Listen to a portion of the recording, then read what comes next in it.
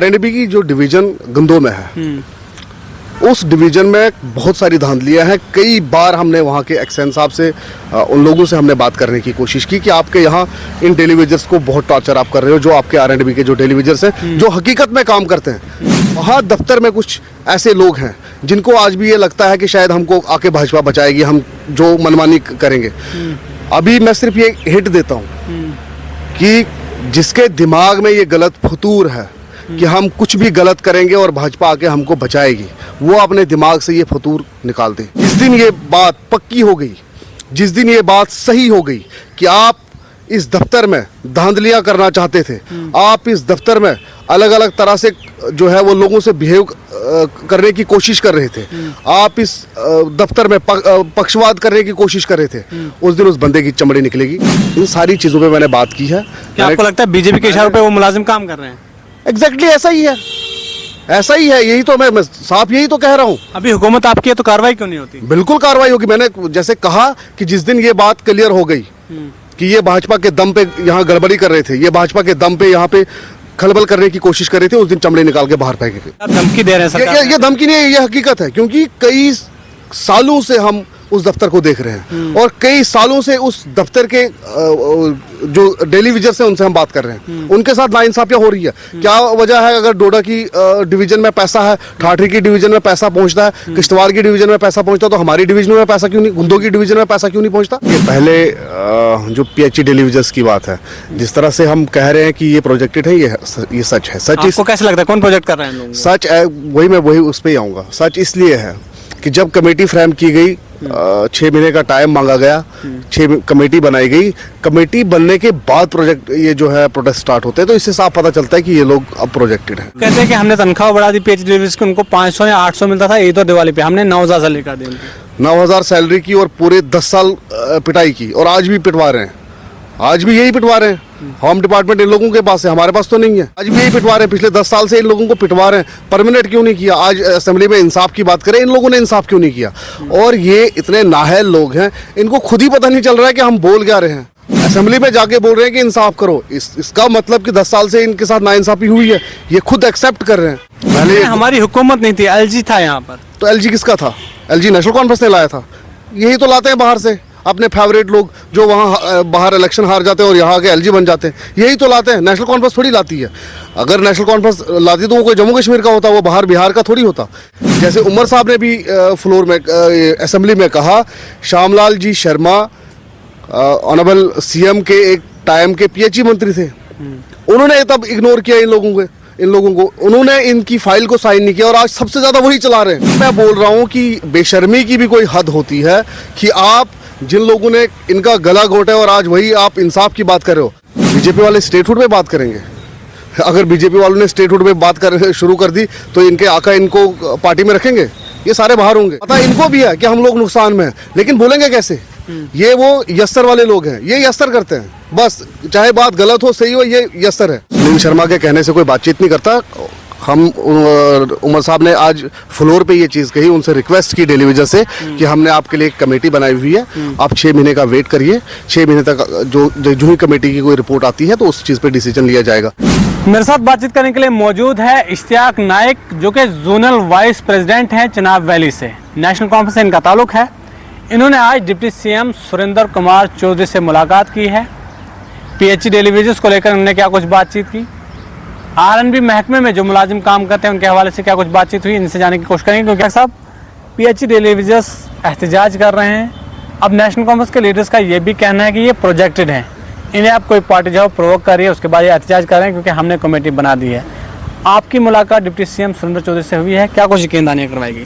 देखिए, पहले जो पीएचई टेलीविजन की बात है, जिस तरह से हम कह रहे हैं कि ये प्रोजेक्टेड है, ये सच है। सच आपको कैसे लगता है कौन प्रोजेक्ट कर रहे हैं लोग? सच है, वही उस पर ही आऊँगा। सच इसलिए है कि जब कमेटी फ्रेम की गई, 6 महीने का टाइम मांगा गया, 6 कमेटी बनाई गई, कमेटी बनने के बाद प्रोजेक्ट ये जो है प्रोटेस्ट स्टार्ट होते हैं, तो इससे साफ पता चलता है कि ये लोग अब प्रोजेक्टेड हैं। नहीं तो जो लोग आज असेंबली में हंगामा कर रहे हैं, जो लोग आज असेंबली में शोर शराबा कर रहे हैं, मैं आई विटनेस हूँ इन चीज़ों का कि जब मैं भी इनके साथ भाजपा के दफ्तर के बाहर प्रोटेस्ट किया हूँ, मैंने भी लाठियाँ खाई हैं, मैंने भी इनके भाजपा की तब तानाशाही देखी है। मैं फर्स्ट टाइम रहबरे खेल और इनके साथ वहाँ प्रोटेस्ट में एक दिन गया था मैं। मुझे सब पता है कि ये किस तरह से एंजॉय करते थे जब ये लोग बाहर जून जुलाई की गर्मी में बिलखते थे। और ये भाजपा के लोग जो आज बड़े इनके हमदर्द बने हुए हैं पीएचई वालों के, ये तब इनको लाठियाँ मरवाते थे। ये एंजॉय करते थे, ये एंजॉय करते थे कि लोग इनके बाहर आके प्रोटेस्ट कर रहे हैं, इनसे मांग कर रहे हैं। और ये किस हक से बोलेंगे कि आप डेली वेजेस के बारे में सोचो। इन्होंने सोचना था पिछले 10 साल से। आज ये असेंबली में जो इन्होंने हंगामा किया, इन्होंने खुद बता दिया कि हमने 10 साल तक जो है नाइंसाफ़ी की है पीएचई डेली वेजेस के साथ। इससे साफ जाहिर होता है। और मैं समझता हूँ कि इनका कोई हक ही नहीं बनता इस चीज़ पे। वो कहते हैं कि हमने तनख्वाह बढ़ा दी पीएचई डेलीवेजर्स की, उनको 500 या 800 मिलता था ईद और दिवाली पे, हमने 9,000 सैलरी कर दी।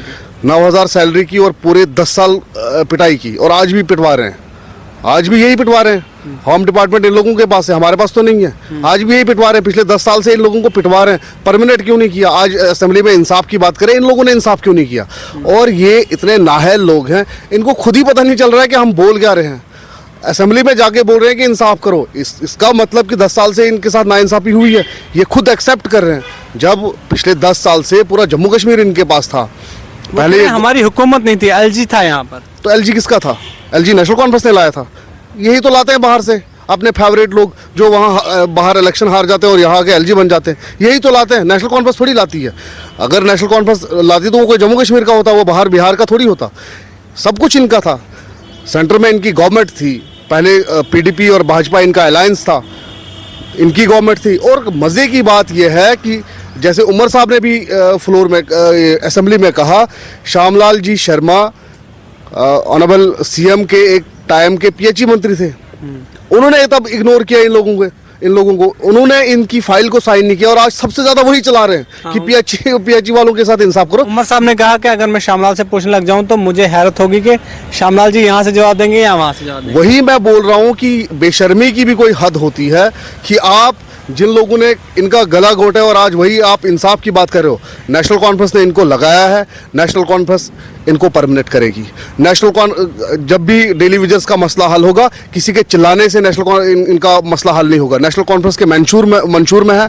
नेशनल कॉन्फ्रेंस ने अपने मैनिफेस्टो में ये चीज़ें रखी हैं कि हम इन लोगों के साथ इंसाफ करेंगे, इनको रेगुलर करेंगे। वो हम करेंगे, चाहे बीजेपी जिसको जितना मर्जी चिल्लाना हो चिल्लाते रहे। वो तो अपनी टीआरपी के लिए अंदर चिल्ला रहे हैं, उनको पता है काम तो नेशनल कॉन्फ्रेंस नहीं करना है। अब देखिए, हर किसी चीज़ का एक सिस्टम होता है। 6 महीने का अल्टीमेटम दिया, 6 महीने का टाइम दिया हुआ, एक कमेटी बनाई गई है। कमेटी का डिसीजन, कमेटी की रिपोर्ट्स आती है, उसके बाद ही तो डिसीजन लिया जाएगा। अब ये अपनी टीआरपी लेने के लिए कोई आगे से चिल्ला रहा है, कोई वहाँ से चिल्ला रहा है, पर इंसाफ करो, सबको पता है। और ये फैक्ट है कि किसी के चिल्लाने से असेंबली में कोई हंगामा करे, कोई चिल्लाए, उनके चिल्लाने से कुछ नहीं होने वाला। गवर्नमेंट नेशनल कॉन्फ्रेंस की वो खुद करेगी। हमने अपने मैनिफेस्टो में ये चीज़ें रखी है, हम खुद करेंगे। लेकिन नेशनल कॉन्फ्रेंस ये भी कह रही है कि बीजेपी के लोग जहां एक तरफ पीएचई डेली वेजेस की बात कर रहे हैं, यहाँ पर हर एक मुद्दे की बात करें, वहीं दूसरी तरफ हम ये कह रहे हैं कि स्टेटहुड वापस दे दो। ये लोग उस पर बात क्यों नहीं करते? बीजेपी वाले स्टेटहुड पे बात करेंगे। अगर बीजेपी वालों ने स्टेटहुड पे बात शुरू कर दी तो इनके आका इनको पार्टी में रखेंगे? ये सारे बाहर होंगे। आपको लगता है डरते हैं ये लोग? डरते हैं। जब पूरी तंजीम इनके ऊपर बैठी हुई है, इनके आका ऊपर बैठे हुए हैं, ये वही करते हैं जो उनको वहाँ से वो बोलते हैं। वहाँ प्रोजेक्ट सब कुछ जो सेंटर से बात होगी, जो ऑनरेबल अमित शाह जी कहेंगे, जो मोदी जी कहेंगे, वही ये यहाँ पे कहेंगे। इन्होंने अपने से कुछ कहना नहीं है। अगर अपने से कुछ कहना होता, अपने से कुछ करना होता, तो आज तक डेली वेजेस का इन लोगों ने मसला हल नहीं किया होता। ये वही कहते हैं जो दिल्ली वाले बोलते हैं। पता इनको भी है कि हम लोग नुकसान में हैं, लेकिन बोलेंगे कैसे? ये वो यस्तर वाले लोग हैं, ये यस्तर करते हैं बस। चाहे बात गलत हो सही हो, ये यस्तर है, ये इनका यही है। हाँ जी बस। ये भाजपा के जो सेंटर की जो तंजीम है, उससे हाँ मिलाने के लिए जम्मू कश्मीर में, बाकी इनके पास कुछ नहीं है। Leader of opposition Sunil Sharma ने कहा कि अभी रोजे भी चल रहे हैं और गर्मी भी बहुत है और नवरात्रे भी आने वाले, पानी की शॉर्टेज है, हुकूमत को इनके साथ बातचीत करनी चाहिए। क्या उसे नहीं पता कि कमेटी बन चुकी है? सुनील शर्मा के कहने से कोई बातचीत नहीं करता। हम उमर साहब ने आज फ्लोर पे ये चीज़ कही, उनसे रिक्वेस्ट की टेलीविजन से कि हमने आपके लिए एक कमेटी बनाई हुई है, आप 6 महीने का वेट करिए, 6 महीने तक जो ही कमेटी की कोई रिपोर्ट आती है तो उस चीज़ पे डिसीजन लिया जाएगा। बाकी जो अंदर कर रहे हैं टीआरपी के लिए, मैं उस पर अब ज़्यादा और मैं क्या बोलूँ, पूरी दुनिया जानती है, पूरा जम्मू कश्मीर जानता है और खुद पीएचई वाले जानते हैं कि उनके साथ इन लोगों ने क्या किया है, जो आज ये इनके बड़े बड़े वो मुहाफिज बने हुए, जो इनके आज बड़े वो हमदर्द बने हुए। ये एक टाइम पे इंजॉय करते थे जब इनको मारते थे। और ये भाजपा के जो बड़े बड़े शीशे लगे ना वहाँ इनके कार्यालय में, अंदर शीशे से देखते थे कि कितने लोग जमा हुए और खुश होते थे कि लोग आके हमारे यहाँ गुलाम बने हुए हैं, हमारे यहाँ बाहर आके हमारे दरवाजों पे चिल्ला रहे। तब तो ये खुशी बना रहे थे, तब ये एंजॉय करते थे और शाम को बेचारों को पिटवाते थे लोग पुलिस से। कुछ वीडियो जो है वो सोशल मीडिया पर वायरल हो रही है जिसमें पीएचई डेलीगेट्स कल तक जो है वो भाजपा को गालियां देते थे, कहते कि बीजेपी ने हम पर जुल्म किया, हमारी बात नहीं सुन रहे। कल पीएचई डेलीगेट्स ने ये कहा कि हमें उम्मीद थी कि सत्ता से कोई लीडर जो है हमारे पास आएगा, लेकिन हम खुश हुए कि बलवंत सिंह मनकोटिया हमारे पास आए। तो आप क्या कहेंगे, पीएचई डेलीगेट्स कहाँ की तरफ है, आपकी तरफ है? ये सारी चीज़ें, आज सोशल मीडिया का टाइम है, ये सारी चीज़ें ओपन हो जाएंगी, थोड़ा सा टाइम लगेगा, ओपन हो जाएंगी कि कौन क्या कर रहा था, कौन किस समय किसको क्या बता रहा था, ये सारी चीज़ें ओपन होगी। थोड़ा सा वेट करिए, ये सारी चीज़ें पता चल जाएगी कौन क्या है। और सबसे इम्पोर्टेंट आज जिस विषय पे मैं बात रखना चाहता हूँ वो आरएनबी की जो डिवीज़न गंदों में है, उस डिवीज़न में बहुत सारी धांधलियाँ हैं। कई बार हमने वहाँ के एक्शन साहब से, उन लोगों से हमने बात करने की कोशिश की कि आपके यहाँ इन टेलीविजर्स को बहुत टॉर्चर आप कर रहे हो, जो आपके आरएनबी के जो टेलीविजर्स हैं, जो हकीकत में काम करते हैं, जो बाबू नहीं है, जो वहाँ एसी के और फैनों के नीचे आराम से बैठते नहीं है, जो हकीकत में रोड्स पे काम करते हैं और भलेसक उन फारफलांग एरियाज़ के रोड्स में। वहाँ दफ्तर में कुछ ऐसे लोग हैं जिनको आज भी ये लगता है कि शायद हमको आके भाजपा बचाएगी, हम जो मनमानी करेंगे। अभी मैं सिर्फ ये हिंट देता हूँ कि जिसके दिमाग में ये गलत फतूर है कि हम कुछ भी गलत करेंगे और भाजपा आके हमको बचाएगी, वो अपने दिमाग से ये फतूर निकाल दे। जिस दिन ये बात पक्की हो गई, जिस दिन ये बात सही हो गई कि आप इस दफ्तर में धांधलियां करना चाहते थे, आप इस दफ्तर में अलग अलग तरह से जो है वो लोगों से बिहेव करने की कोशिश कर रहे थे, आप इस दफ्तर में पक्षवाद करने की कोशिश कर रहे थे, उस दिन उस बंदे की चमड़ी निकलेगी। जिस दिन बात क्लियर होगी। ये आप धमकी दे रहे हैं सरकार? ये धमकी नहीं है, ये हकीकत है, क्योंकि कई सालों से हम उस दफ्तर को देख रहे हैं और कई सालों से उस दफ्तर के जो डेलीविजर्स हैं उनसे हम बात कर रहे हैं, उनके साथ नाइंसाफियां हो रही है। क्या वजह है? अगर डोडा की डिवीजन में पैसा है, ठाठरी की डिवीजन में पैसा पहुंचता है, किश्तवाड़ की डिवीजन में पैसा पहुंचता है, तो हमारी डिवीजन में पैसा क्यों नहीं, गुंदों की डिवीजन में पैसा क्यों नहीं पहुंचता? इन सारी चीजों पर मैंने बात की है। क्या आपको लगता है बीजेपी के इशारों पर वो मुलाजिम काम कर रहे हैं?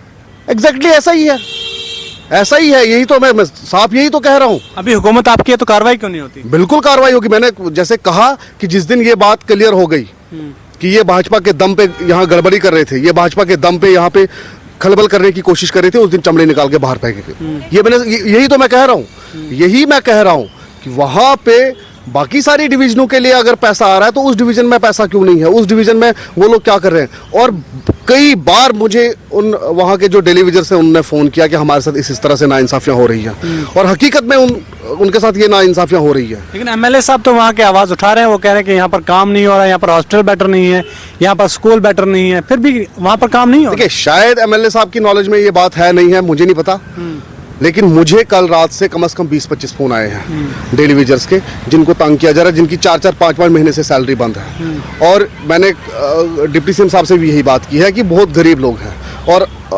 ईद आने वाली है, हर किसी की उन बेचारों की फैमिली है, वो इस काम के अलावा कोई और काम नहीं कर पाते, क्योंकि वहाँ काम का बोझ बहुत ज़्यादा है। भलेसा की सड़कें जो है, फारफलांग एरियाज़ की सड़कें, आपको पता है कि पूरे दिन तो उनके वो खड्डे पूरे नहीं होते, तो वो दूसरा कोई काम करते ही नहीं, उनके पास यही एक है कि वो मुलाजम है। और मुलाजम इस तरह के हैं कि 4-5 महीने उनको सैलरी नहीं मिल रही है। ठीक है, तो मैंने डिप्टी सीएम साहब से भी यही बात की कि कम से कम खुदारा इनकी सैलरीज के बारे में सोचा जाए, और जो वहाँ पे धांधलियाँ हो रही हैं दफ्तर में, थोड़ा सा उस पर कंट्रोल होना चाहिए, ये बहुत ज़रूरी है।